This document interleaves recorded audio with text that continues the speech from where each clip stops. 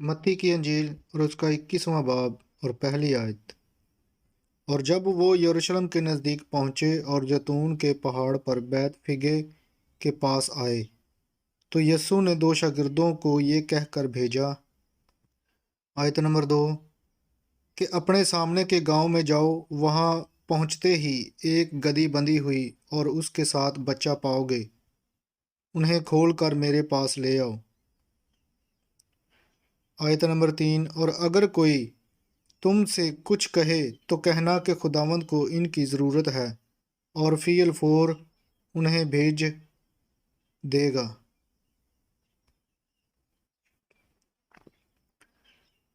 آیت نمبر 4 یہ اس لیے ہوا کہ جو نبی کی معرفت کہا گیا تھا وہ پورا ہو۔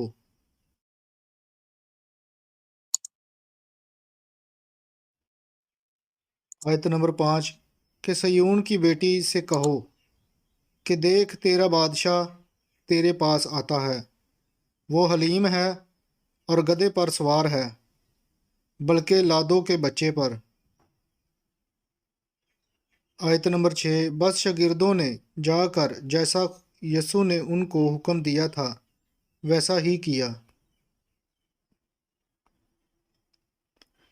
آیت نمبر 7 اور گدھی اور بچے کو لا کر اپنے کپڑے ان پر ڈالے اور وہ ان پر بیٹھ گیا۔ آیت نمبر 8 اور بھیڑ میں کے اکثر لوگوں نے اپنے کپڑے راستہ میں بچھائے اور اوروں نے درختوں سے ڈالیاں کاٹ کر راہ میں بچھائیں۔ آیت نمبر 9 اور بھیڑ جو اس کے آگے آگے جاتی اور پیچھے پیچھے چلی آتی تھی پکار پکار کر کہتی تھی، ابن داؤد کو ہوشانا، مبارک ہے وہ جو خداوند کے نام پر آتا ہے، عالم بالا پر ہوشانا۔ آیت نمبر 10 اور جب وہ یروشلم میں داخل ہوئے تو سارے شہر میں ہلچل پڑ گئی اور لوگ کہنے لگے، یہ کون ہے؟ آیت نمبر 11 بھیڑ کے لوگوں نے کہا، یہ گلیل کے ناصرت کا نبی یسوع ہے۔ آیت نمبر 12 اور یسوع نے خدا کی ہیکل میں داخل ہو کر ان سب کو نکال دیا جو ہیکل میں خرید و فروخت کر رہے تھے اور صرافوں کے تختے اور کبوتر فروشوں کی چوکیاں الٹ دیں۔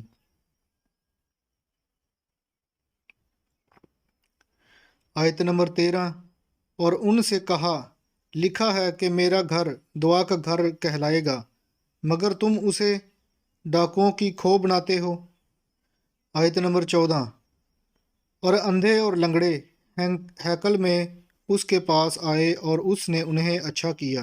15 لیکن جب سردار کاہنوں اور فقیہوں نے ان عجیب کاموں کو جو اس نے کیے اور لڑکوں کو ہیکل میں ابن داؤد کو ہوشانا پکارتے دیکھا تو خفا ہو کر ان سے کہنے لگے۔ آیت نمبر 16 تو سنتا ہے کہ یہ کیا کہتے ہیں؟ یسوع نے ان سے کہا، کیا تم نے یہ کبھی نہیں پڑھا کہ بچوں اور شیر خواروں کے منہ سے تو نے حمد کو کامل کرایا؟ آیت نمبر 17 اور وہ انہیں چھوڑ کر شہر سے باہر بیت عنیہ میں گیا اور رات کو وہیں رہا۔ آیت نمبر 18 اور جب صبح کو پھر شہر کو جا رہا تھا اسے بھوک لگی۔ آیت نمبر 19 اور راہ کے کنارے انجیر کا درخت دیکھ کر اس کے پاس گیا اور پتوں کے سوا اس میں کچھ نہ پا کر اس سے کہا کہ آئندہ تجھ میں کبھی پھل نہ لگے، اور انجیر کا درخت اسی دم سوکھ گیا۔ آیت نمبر 20 شاگردوں نے یہ دیکھ کر تعجب کیا اور کہا، یہ انجیر کا درخت کیوں کر ایک دم میں سوکھ گیا؟ آیت نمبر 21 یسوع نے جواب میں ان سے کہا، میں تم سے سچ کہتا ہوں کہ اگر ایمان رکھو اور شک نہ کرو تو نہ صرف وہی کرو گے جو انجیر کے درخت کے ساتھ ہوا، بلکہ اگر اس پہاڑ سے بھی کہو گے کہ تو اکھڑ جا اور سمندر میں جا پڑ تو یوں ہی ہو جائے گا۔ آیت نمبر 22 اور جو کچھ دعا میں ایمان کے ساتھ مانگو گے وہ سب تم کو ملے گا۔ آیت نمبر 23۔ اور جب وہ ہیکل میں آ کر تعلیم دے رہا تھا تو سردار کہنوں اور قوم کے بزرگوں نے اس کے پاس آ کر کہا، تو ان کاموں کو کس اختیار سے کرتا ہے اور یہ اختیار تجھے کس نے دیا؟ آیت نمبر 24۔ یسوع نے جواب میں ان سے کہا، میں بھی تم سے ایک بات پوچھتا ہوں، اگر وہ مجھے بتاؤ گے تو میں بھی تم کو بتاؤں گا کہ ان کاموں کو کس اختیار سے کرتا ہوں۔ آیت نمبر 25۔ یوحنا کا بپتسمہ کہاں سے تھا؟ آسمان کی طرف سے یا انسان کی طرف سے؟ وہ آپس میں کہنے لگے کہ اگر ہم کہیں آسمان کی طرف سے تو وہ ہم سے کہے گا، پھر تم نے کیوں اس کا یقین نہ کیا؟ آیت نمبر 26۔ اور اگر کہیں انسان کی طرف سے تو ہم عوام سے ڈرتے ہیں، کیونکہ سب یوحنا کو نبی جانتے ہیں۔ آیت نمبر 27۔ انہوں نے جواب میں یسوع سے کہا، ہم نہیں جانتے۔ اس نے بھی ان سے کہا، میں بھی تم کو نہیں بتاتا کہ ان باتوں کو کس اختیار سے کرتا ہوں۔ آیت نمبر 28۔ تم کیا سمجھتے ہو؟ ایک آدمی کے دو بیٹے تھے۔ اس نے پہلے کے پاس جا کر کہا، بیٹا جا، آج تاکستان میں کام کر۔ اس نے جواب میں کہا، میں نہیں جاؤں گا، مگر پیچھے پچھتا کر گیا۔ آیت نمبر 30۔ پھر دوسرے کے پاس جا کر اس نے اسی طرح کہا۔ اس نے جواب دیا، اچھا جناب، مگر گیا نہیں۔ آیت نمبر 31۔ ان دونوں میں سے کون اپنے باپ کی مرضی بجا لایا؟ انہوں نے کہا، پہلا۔ یسوع نے ان سے کہا، میں تم سے سچ کہتا ہوں کہ محصول لینے والے اور کسبیاں تم سے پہلے خدا کی بادشاہی میں داخل ہوتی ہیں۔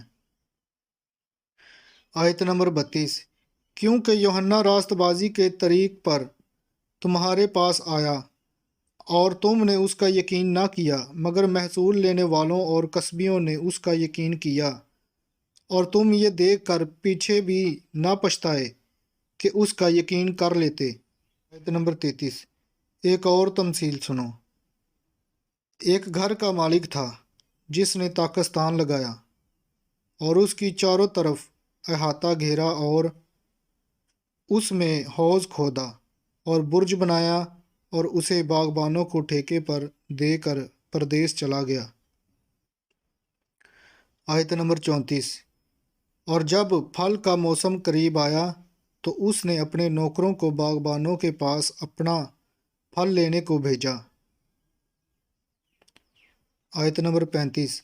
اور باغبانوں نے اس کے نوکروں کو پکڑ کر کسی کو پیٹا اور کسی کو قتل کیا اور کسی کو سنسار کیا۔ آیت نمبر 36۔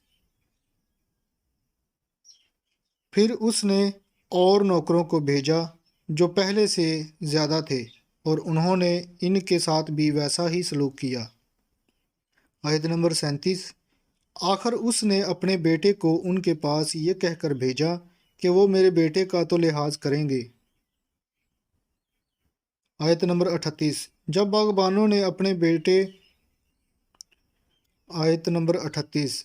جب باغبانوں نے بیٹے کو دیکھا تو آپس میں کہا، یہی وارث ہے، آؤ اسے قتل کر کے اس کی میراث پر قبضہ کر لیں۔ آیت نمبر 39۔ اور اسے پکڑ کر تاکستان سے باہر نکالا اور قتل کر دیا۔ آیت نمبر 40۔ بس جب تاکستان کا مالک آئے گا تو ان باغبانوں کے ساتھ کیا کرے گا؟ آیت نمبر 41۔